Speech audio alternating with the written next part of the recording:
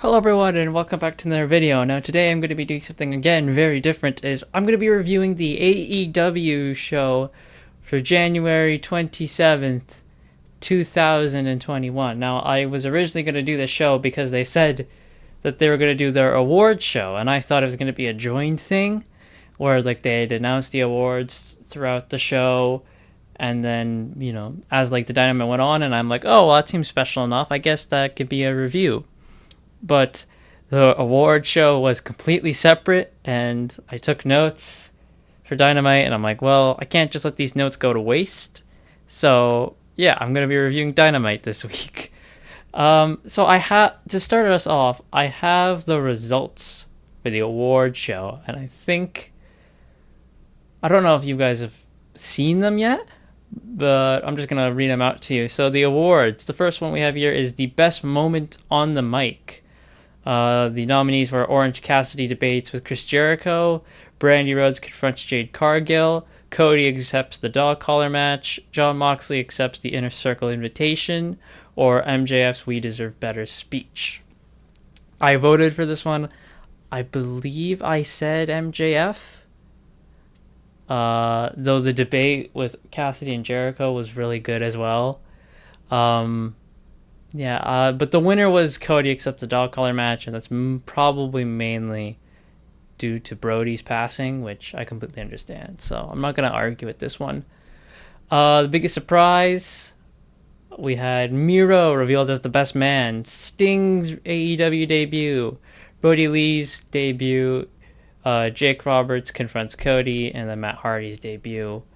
I voted for Sting, and Sting won. He won this award, which, I mean, obviously, come on. I thought actually Brody was going to take it because people might, vote him to win the award as kind of like a tribute, but Sting still won. So, the breakout star of the year for the males, because male and female were separated, was Darby, Orange Cassidy, Eddie Kingston, and John Silver. I didn't vote for John because I saw John as more like a comedy vote more than anything. Eddie I quickly eliminated as well. Because while he has like made a really big impact, it's not as big as either Darby or Orange Cassidy. And like comparing the year for them, Darby and Orange had a way better year and I voted for Orange Cassidy for this one because he's come so far in just 2020 from where he was in 2019. He had the match with Pac at Revolution, which was great. Of course, his feud with Jericho was great. Like I said, they had the debate. Their match at All Out, which was all right with the Mimosa Mayhem. Their match at, I think it was Fyter Fest, right? Yeah, that was good. And then their match on Dynamite was also good. So they've had like 2 out of 3. It's not bad. But he's just rose in like stock and all that. He was phenomenal in 2020. And Darby, his 2020 wasn't exactly the best. He had a great match with Pac on Bash at the Beach, I believe it was. They had their match, which was really good. That was a really good match. He's lost to Cody, I don't know how many times. He started the feud with Team Taz, which has been going on for feels like forever now. He won the TNT title though, and I popped real hard for when he won the TNT title. So, yeah, Darby did win this award. I didn't. Obviously, I voted for Orange Cassidy, but I completely understand for Darby. And then the breakout star for female was Hikaru Shida, Anna Jay, Tay Conti, Big Swole, and Penelope Ford. I voted for Hikaru Shida. She was the only one. And yeah, she won the award. She was phenomenal in 2020. And I'm a huge Hikaru Shida fan now, I will say. Well, actually, looking down the list, I'm a fan of pretty much all of them but Tay Conti and Big Swole. Because Tay Conti, she just hasn't done a lot. And Big Swole, I don't know. I just haven't really gotten like a connection with her at all. She did start to form one when she was doing her stuff with Britt, but after that, no, it kind of went away. I liked when she hijacked Britt's go kart though. That was great. The biggest beatdown award. We have the Dark Order attacks the Nightmare Family. Nyla Rose puts Riho and Hikaru Shida through the tables. The Inner Circle jumps Orange Cassidy. Brian Cage sneaks attacks Jon Moxley, and the Nightmare Family in the Inner Circle brawl. This one I did the Inner Circle jumps Orange Cassidy as my pick, and it did win. I would have again also expected the Dark Order attacks the Nightmare Family to win. Nyla puts Riho and Hikaru. The Brian Cage one. The Inner Circle and Nightmare Family brawl was good, but yeah. High Flyer Award.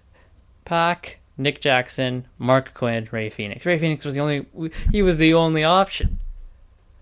How could he not have won this award? He's fantastic, dude. I love Ray Phoenix.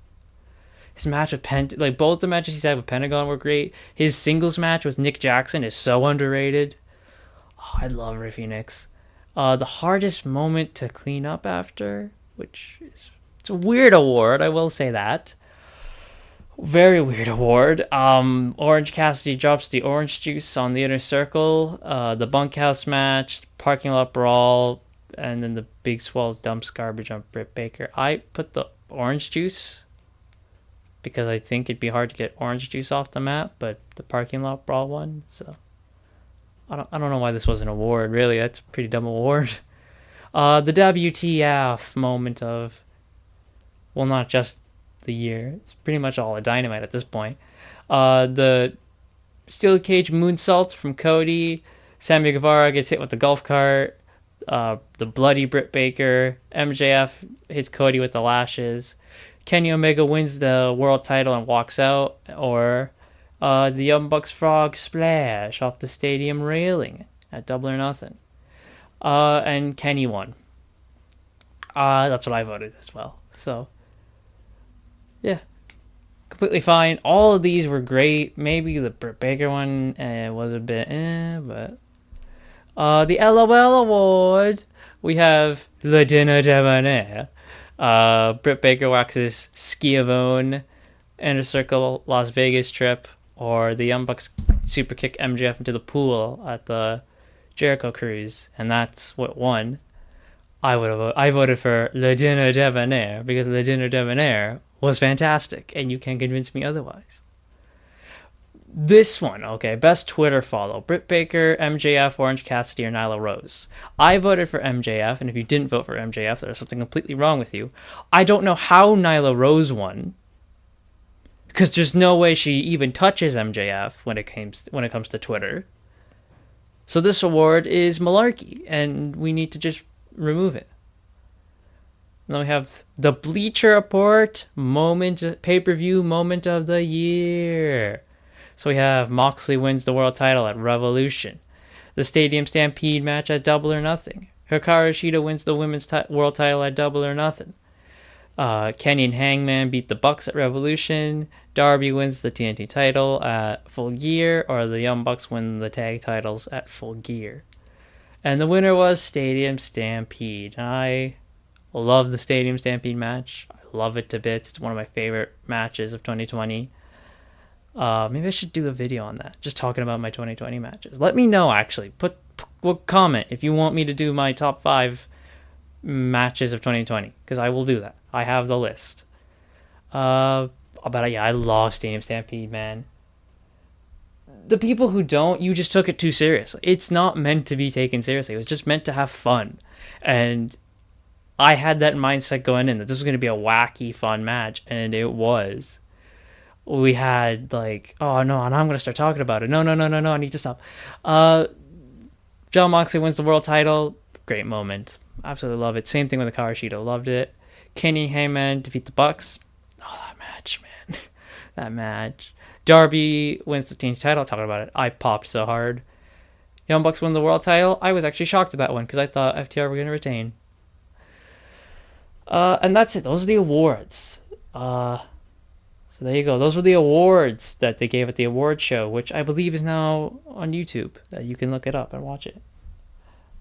They had these presenters and all that, which, all right, whatever. But now it's time to get into the Dynamite. Dynamite. We kicked it off with Lance Archer versus Eddie Kingston. This is hopefully the blow-off end of this feud, so that way they can both move on to better things. So the match starts. Oh, well, before the match starts, Archer kind of sends Jake to the back, like during his entrance. Kind of sends him back. He's like, no, no, no, no, I'm gonna do this on my own. So the match starts, and immediately Archer just beats the shit out of Eddie Kingston. Like, my God, this entire match, Eddie Kingston just died. Like, this match, I like gave it the title of just the Eddie Kingston dies match. Eddie Kingston took so many bumps in this. One of them, of course, is Archer goozled him up for the choke slam. He choke slammed him out of the ring, but Eddie Kingston's like side hit the apron. It was like, oh, gnarly. He then grabbed Eddie's face and threw him right into the camera. He threw him into a barricade where Leva Bates wasn't shutting up, that he knocked over her computer. He just beat the shit out of him for like a good 10 minutes. And then Butcher and the Blade come out and they bring out Jake. They're kind of dragging Jake out, and this distracts Archer. This allows the Bunny to come in, and she tosses Eddie like a slug, and Eddie hits the spinning back fist on Archer with the slug, and he pins him 1, 2, 3, and Eddie Kingston beats Archer, ending this. And then they just beat up Lance afterwards as well. And that's pretty much it. So hopefully this ends the feud. Not that I don't like it, because I do, but I'd like to see them do other things, because I mean, Eddie and Lance are just fantastic. I love them both, and now that they've had their match, hopefully we can move on and do other things. Maybe I'd like that very much if you could do other things. Lance Archer's great in pretty much anything. Same thing with Eddie. So they can do really anything. So I'd love to see them do something. I don't know who would Eddie feud with now, because Pac and Ray are doing their thing with Moxley. Archer, I don't know. He's slowly, like, seems like he's turning babyface. Like, it's going to be a slow turn. So, yeah. Well, that was that. Moving on, Moxley had a promo. But the promo was pretty much just how he's talking about how he's looking forward to Beach Break, where he, Pac, and Phoenix can beat the holy hell out of Eddie and Good Brothers. It's a normal John Moxley promo, and he's been very good with promos recently. Like, I really enjoy his promos. Sting and Darby had a promo about their Street Fighter Revolution. The one thing I will say about this promo, which makes me laugh, is Darby threw his skateboard, because they were in like this, I don't know, rundown warehouse or wherever. Obviously it's a set, but suspension of disbelief. Darby threw his skateboard out the window of one of them, and Sting had his bat, and he's like, oh, well, he threw his skateboard out, I'm going to break a window. And he just started hitting the window, but it wouldn't break. So he's hitting the same window, and then he hits another one, it doesn't break. So he just keep hitting windows, trying to get one to break, and then one eventually does. Ugh, it made me laugh. Then we had Jericho and MJF with their amazing mixed theme song. I love it. I love their mixed theme. They teamed up to face the Varsity Blondes, Griff Garrison and Brian Pillman Jr. The match starts, and MJF pretty much tells Garrison, last time we were in the ring, I made you say I was better than you, and you know it. So he's like, so why don't you just save yourself some embarrassment and just quit right here? And Garrison slapped him. This match was okay. Not as good as Kingston Archer, but it was a fine tag team match. I really like if they could do something else with Brian Pillman Jr., because I believe he's pretty much done with MLW now. So I'd love if you could do something with Pillman Jr., because this is the son of Brian Pillman. So give him something. Here, there you go. Freaking Brian Pillman Jr. can feud with Eddie Kingston. I'd be down for that. I mean, wouldn't you? Seeing like Eddie Kingston try and elevate Brian Pillman Jr. I think that'd be great. They could probably put on like for some pretty good matches too. Griff Garrison. I don't know, man. What would Griff Garrison do? He's Griff Garrison. Jungle Boy, freaking light. But the match ends when Brian Pillman Jr. goes for a springboard and Jericho catches him in the air with a Judas effect, hits him with the lion salt, and gets the 3 count. After the Inner Circle do their middle finger shield fist bump thing, and MJF and Sammy were just staring at each other. They're really gonna continue this. I'm liking the Inner Circle thing with MJF kind of under Jericho's nose is taking over the Inner Circle, and Sammy's like the only one who sees what's going on. Like, I like that. This will obviously lead to MJF outing Jericho, becoming the leader. Sammy's gonna branch off, become a face, and feud with them. And I cannot wait. I can wait because I love the Inner Circle, and I don't want Jericho to leave because obviously that's gonna be when Jericho takes a break. So, Cody then had a promo where he responds to Shaq and Jade Cargill. I don't care. So he starts off the promo by pretty much saying, how he wants to do the whole, sell you on the Revolution. How be he and Brandy versus Jade and Shaq, but Brandy's pregnant, so that's not gonna happen. He then turns it to Arn, said Arn chewed him out after taking Peter Avalon lightly the week before, and he kind of hands it over to Arn, and Arn goes, "You're gonna be a dad, aren't you?" And he tells him how on June 29th, 1985, he saw his dad go 30 minutes with Tully Blanchard, then hop on a private plane to see Cody be born. He then says that both Shaq and Jade just dominate. He's like, Shaq dominates his sport, and he's like, and I have no doubt that Jade's gonna dominate when she gets into the ring. He then said he pretty much just called out for someone to come out, and out came Red Velvet, and immediately you can see where this is going. Red Velvet, Arn said that she has some fire in her, and you have that exact same fire. Then Red Velvet cut a promo where she said she's tired of getting attacked. She's tired of Brandy getting disrespected. And that she tells Jade, and she's like, Cody, he never put his hands on a woman. But I will. Obviously. And then she pretty much says that to Jade that she's going to stir her ass up. Because, Red Velvet. So it's pretty much just going to be Red Velvet and Cody versus Jade and Shaq at Revolution. I don't care. I honestly don't care.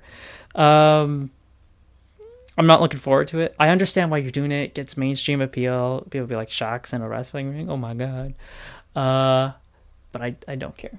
I honestly don't care. Hangman Page went up against Ryan Nemeth. For those of you who don't know, Ryan Nemeth is Dolph Ziggler's younger brother. Yes. He calls himself the Hollywood Hunk.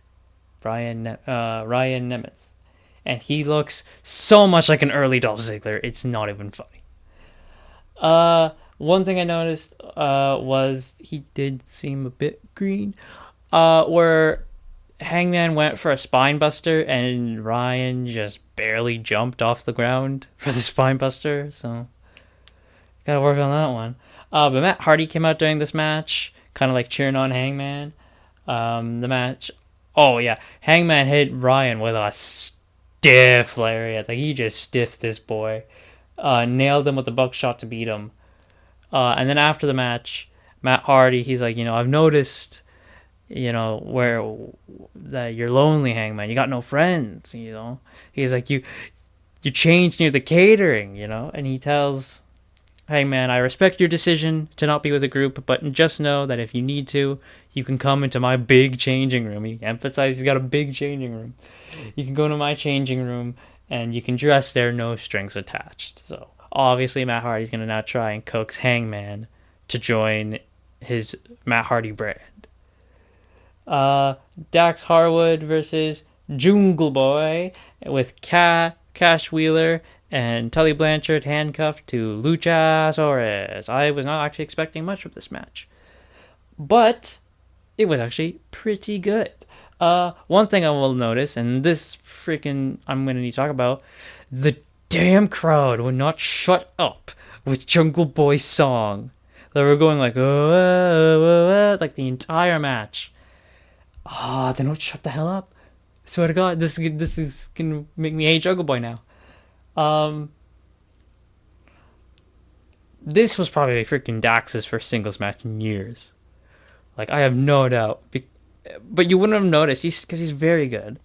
For the first couple minutes, nothing really big happened. It was kind of boring. They would do like the thing where Dax would be getting beat up, and then Tully and Cash would stand up and try to get to him, but Luchasaurus would hold them back. They eventually did the reverse where Jungle Boy was getting beat up. Luchasaurus went to go help him, but then Tully and Cash were like, oh, no, you staying right over here. Dax hit a slingshot powerbomb for a 2.99, and it was a 2.99. That was, like, actually, that was a really close count. But the match kind of ended here. Oh, I know. Before I get to that, Dax hit a DDT, and he got a 2.99 out of, like, that. I'm like, whoa, what the hell? But the match ended when Dax and Jungle Boy entered, like, just, like, like the multiple roll-ups where they just do crucifixes and roll-up ins and schoolboys and all that for like 5 minutes. Jungle Boy then got him to like an STF, and Dax tapped out. I know he has a name for it. I don't know what it is. It's the STF, and he does it way better than John Cena. And Dax taps out. Cash and Tully escape. They are free. Tully throws powder in Luchasaurus' face, and then they beat down the Jurassic Express. They then cuff Luchasaurus to the ropes, and they cut the horns off his mask, and they were going to go cut Jungle Boy's hair, but the save was made by SCU Top Flight and Marco Stunt. So, yeah, we're continuing this feud with FTR and Jurassic Express, as well as kind of getting ready for the Battle Royal at Beach Break, where all these tag teams will be in the Battle Royale. Team Taz then had a promo where they went to a merch table outside near a truck, near like the production truck, and all they had at the merch table was Sting and Darby merch. So they beat the hell out of the two guys manning the table. And they just start like, throwing the merch. Hook, man, beat the hell out of one of those guys. He just bonked him. And I believe it was Powerhouse Hobbs who picked up one of the guys and just threw him right into the truck. And then Ricky Skaggs put one of them through the table. I love Team Taz so much, man. Britt Baker versus Shauna was next, and Britt Baker won with the lockjaw, I'm assuming. I don't know, because I didn't actually watch the match. Because I didn't care. I'm not going to lie to you. Didn't watch it. As soon as they advertised the match, I left to go get Wendy's, because I was hungry. That's that. So then we have the main event, which is the Young Bucks and the Good Brothers teaming up to face the Dark Order. Before the Young Bucks came out, Kenny started confronting them about what they did to Dawn. They started arguing, and we will continue later because then their entrance music hit and they had to go out because we're out of time. So the match kind of started with John Silver, our man Johnny Hungy. He pointed, he's like, I want Luke Gallows. So Gallows tags in. Gallows is like, look at this little man. He gets down on his knees and he starts making fun of John, and then John just starts beating the hell out of him. Silver did his crazy spot where he did like the cannonball and the uppercuts and the stomps. He was going nuts. Dark Order hit this great combo where it was Reynolds and Silver's finisher that ends with Silver doing like the German suplex pin. He did the German suplex into the fatality. That was like, oh man, that combo was so good. Young Bucks and the Good Brothers hit a quadruple super kick onto John Silver. They all four of them just nailed Silver with a super kick. And then the Bucks hit the Meltzer driver on Stu Grayson. Oh, Stu Grayson went nuts in this match, dude. Stu Grayson, mad underrated. They hit the Meltzer driver on Stu Grayson to win, and they never really hit the Meltzer driver anymore. They mainly hit the BTE trigger to win. So it was nice to see them hit the Meltzer driver again.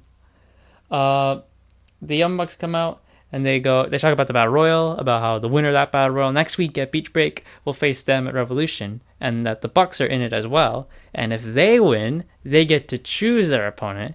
And they said, and it can be anyone. And they stared down the Good Brothers. Then Ray Phoenix came out, hit a springboard double missile drop kick on the Bucks. He started getting beaten up by the Bucks and Good Brothers. Moxley came out to help make the save. Kenny came out, went to hit Mox with the belt. Mox caught him, nailed him with the paradigm shift, and he and Phoenix stood tall to end the show. Overall, pretty solid show. Not the best. I give it... Oh, are we going to rate the show? All right, I'll rate it out of 10. I give it an 8. It was solid. Nothing. It was just typical TV, for AEW. It was just a solid, nice show. 8 out of 10. Beach Break. I was going to do predictions for Beach Break, but they've only announced 3 matches for the card, so I'm not going to do it. But I will be reviewing Beach Break, definitely. Because what are the matches? I'll do the predictions right now for the matches they've announced. The Tag Team Battle Royal, I think I put Dark Order to win that, because they're in it. I have Dark Order, just because Dark Order is so over now. So it makes sense to put the belts on them. Yes, it would kind of end the whole story with the Bucks, but it's fine. The Bucks don't need the belts. So yeah, I have Dark Order, and you think Dark Order don't even have to win. They just have a match. Thunder Rosa versus Britt Baker. I have Britt Baker winning this because I think it's time for Britt Baker to get that belt, because I know she's going to be the one to dethrone Shida. So I think it's time. And a win over Thunder Rosa would solidify her claim for the belt. And then we have the main event, probably. Good Brothers and Kenny versus Jon Moxley, Pac, and Ray Phoenix. Who, by the way, if you're wondering what happened to Pentagon, he is out for 9 months. So he's injured himself. He's out for 9 months. Won't be seeing Pentagon till like October. Which sucks. It really does. But he'll be back in time before Full Gear this year, so probably expect a surprise then. That match, I have Good Brothers and Kenny winning. Because yeah, they need to keep their steam going, and Phoenix is probably taking the pin because both Pac and John need to be protected. Probably some malarkey with Don Callis as well is gonna help them win it. So. Yeah, this is definitely leading to some big event, probably a Double or Nothing. Maybe they'll do another Stadium Stampede with the Elite versus Team AEW, which will probably be Mox, Pac, Phoenix. Maybe then they'll get Archer to join. I could see Archer joining them there, and who could be the other member? Maybe Hangman? Maybe, but he says no teams, so... I don't know. They pull someone out. I'm trying to think, like, who has beef with who's got beef with the Elite right now? Maybe Cody. I could see Cody inserting himself into the story. Yeah. Trying to think, like, what else could this do? Because this is easily because this is gonna end with like a big multi-man match. Gonna be Elite versus AEW. So I think Stadium Stampede is what we're gonna do. Maybe Blood and Guts. I could definitely see them doing a Blood and Guts as well with the Elite versus Team AEW. The Good Brothers are, of course, defending their Impact Tag titles at No Surrender in February against Private Party. So that should be interesting. I think what I think is going to happen with Kenny here is, I think at Revolution, he and Mox are going to have a match for the belt. Kenny's going to win again via cheating. Mox is still gonna go after him, which will then lead to like their big multi-man at Double or Nothing. And then I think leading into All Out. Then no, okay. After Double or Nothing, then at Fyter Fest, because they're probably gonna do another Fyter Fest. It'll be Moxley versus Kenny again for the belt. This time, I think Kenny's again going to win. And then heading into All Out, it'll be Kenny and Hangman, and Hangman will get the dub. He'll be the first person to kick out of the One Wing Angel. He'll get the dub, and he will be champ. And he'll probably hold that till, I would say, give him a run till Revolution next year, where he'll drop it to MJF, and then MJF can get his run. So that's what I would really do, because Hangman, he can have a feud with pretty much anyone. Trying to think like who would be good for Hangman to feud with. Kenny, he could do more stuff with Kenny, obviously. MJF is a good ending feud for him. Really also depends like who's on top at that time as well, right? Because there could be someone we don't even know, because they're probably gonna sign more people. They're probably gonna sign freaking Ricochet when his contract's up. Riddle, I don't know if they'll sign Matt Riddle. Yeah, I don't know. It's hard to do this type of stuff. Especially for AEW, a company that's like still getting more people. And I love AEW so much, man. They've reignited wrestling for me. And that's really going to do it for this review of the AEW Awards show, which is what I will title this as for clickbait. So thank you all for watching. I will be here next week to review Beach Break. And please like, comment, subscribe. Let me know if you guys want to see my top 10 wrestling matches of 2020 as well. And I will see you all next time. So thank you again for watching.